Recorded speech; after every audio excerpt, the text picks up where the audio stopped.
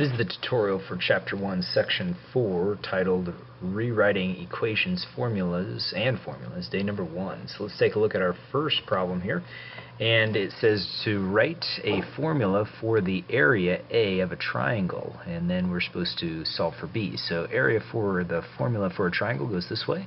1/2 the base times by the height.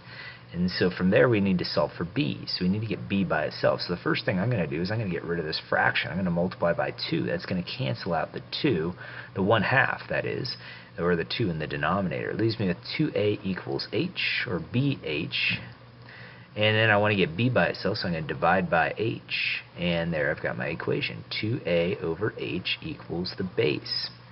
So now I've done this part here. We're going to use the new formula to find out what the base of the triangle is. So I'm going to substitute 36 in for a in the equation. I'm going to substitute 6 in for h. And so I've got 2 times 36 divided by 6. And so if I go ahead and multiply these two numbers, I get 72 over 6, and that gives me 12. So 12 millimeters is the height.